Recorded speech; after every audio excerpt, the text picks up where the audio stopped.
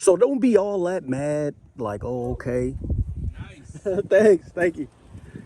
Good thing about it that it's still a V8 bi-turbo. It's just, woo, it's plenty fun to drive, even with being a big land yacht. So don't forget, y'all. I mean, 1 minute you could be driving and you're just blending in, and then the next minute it could be.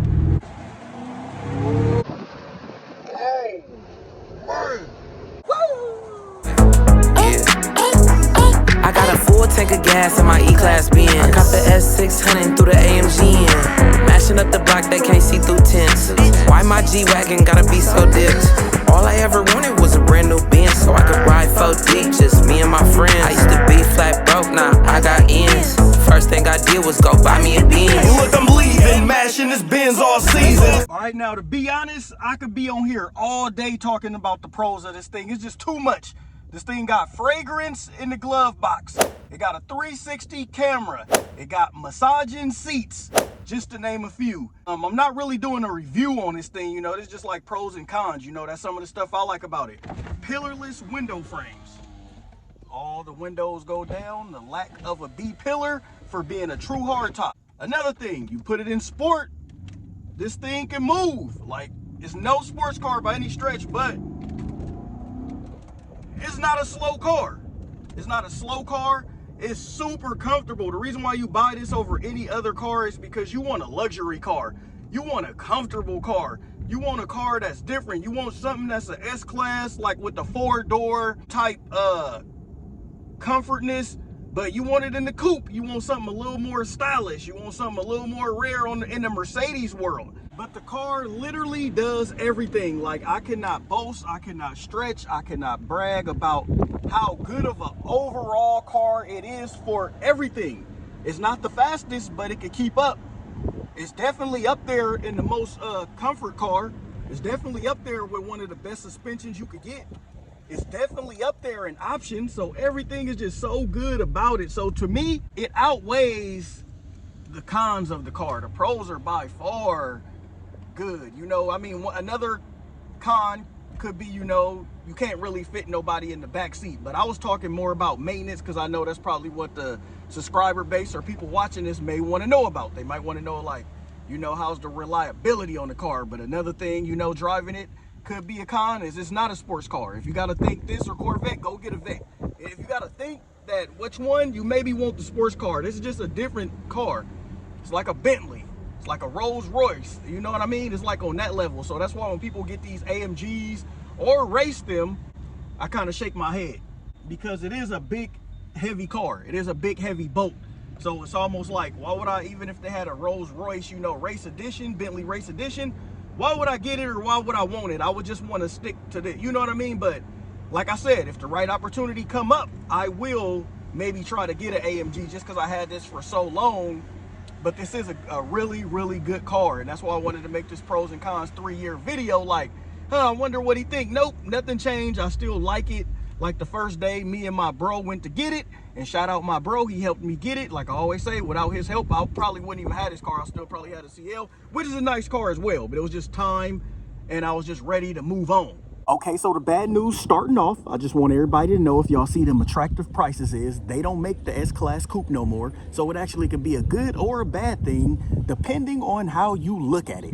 You know, I like it because this body style is not never going to change. This is the last look, but it is the pre-facelift from the S560. Another kind of bad thing, which kind of suck, is with the exhaust note, you don't really hear, you know, it's not how we want it to be. You know, Mercedes pride their cars on being real quiet and real luxury, but for some reason, like even the CL owners, you know, we want our car louder. I have my CL louder with a muffler, exhaust, or a different kind of delete. I may think about doing it on here, but you know, that breaks the whole bread and butter of a non-AMG. But it does have a nice little exhaust hum. It has a better exhaust than the S550 sedan. It have a better exhaust sound than the sedan counterparts.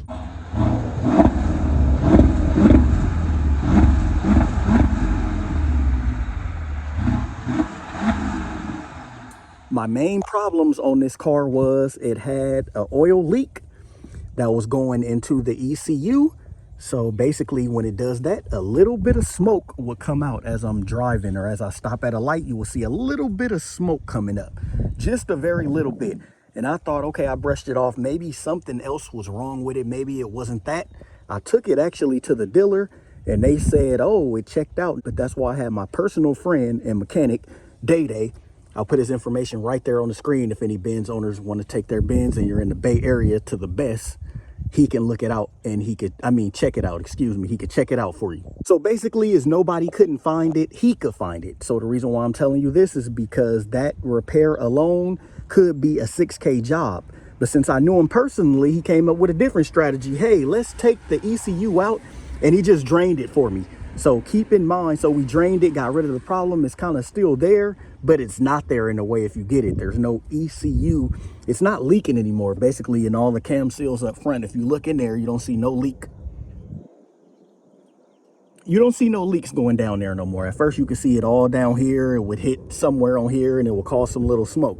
So the other mechanics couldn't really spot that, but he spotted that, and we came up with a solution. But all in all, that is over a 6K and over job. So if these cars do look like a tractable price, you know, they're starting to be like in the 40s. I'm seeing them 40 to 50 now. So if you see it in that price range and it do look attractive, because it does, just keep in mind, see if you can get an extended warranty, because that's what I got. But when we end up flushing the ECU, it wasn't a lot, you know. I just paid for the cam seals, you know, for him to flush it overnight, and now it's almost as good as new, but it would still need repairs, and this whole engine would have to come out basically to get a whole new engine harness. So keep in mind, that would be 6K. So that was my first problem. I knew I kept on the topic a little long, but I really want to inform people upon getting this. So other than that, I had an AC problem where we would take this thing to Vegas and it would only starting to blow out like hot or warm air, and it did not blow cold air anymore. And this was on a hot day. We were in the car, like me and one of my friends, me and my bro, we were in the car going to Vegas. I'm like, I'm not hot. You hot?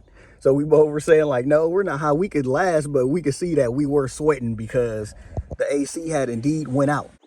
And that's like the third time it has happened to where they claim or they say they fixed it and then the problem came back. So that was really it. So let's say I did have to pay for that. That would be 6K, and then the AC can go anywhere from like $500. So that would be $6,500 alone. Now, the next thing I want to touch on is brakes and brake costs. As you see, cross drilled on my CL550. The back were not cross drilled, but these are indeed cross drilled. Excuse the brake dust. Always happens as soon as I leave the car wash down the street, brake dust. So I did a job all around. I didn't do it personally. They did it at the not the dealership. I went to another place. They did it for me, and we are looking at about $2,000. If y'all want to go check that video, it's on my page, S550. You know, brake costs and everything. I show what kind of brakes I went with and all that good stuff. So let's just say in theory, over the course of 3 years, I would have paid 8.5K. You know, that's including brakes, AC, and the little engine oil leak thing it was having. But I didn't pay that price because, like I said, they came up with a solution. We came up with a solution, and it's not been smoking. Oh yeah, and when that happened, this is a key part in the video. The engine light had came on. That's how I knew something was starting to go wrong. So the engine light's been off and it hasn't been on yet. So without that, nothing's really been wrong with it. I would say it cost maybe just $1,000 over the course of 3 years, besides service too. And service A, that's on my page, how much that costs. So all the bad stuff on this video is not that bad. So I would indeed advise people to go out and try to buy this car. But just make sure you save some money on a rainy day, because stuff can happen to it. You know, it's not a lower tier class. Without it being a non-AMG, it is still a S-Class at the end of the day. I say this, and sometimes I often have to say it a lot, just for the people in the back. The S-Class is the highest tier Mercedes that you can get. Is the flagship model. With no AMG and no Maybach, the S550, just Mercedes alone, is the top Mercedes-Benz, if you know, you comprehend that.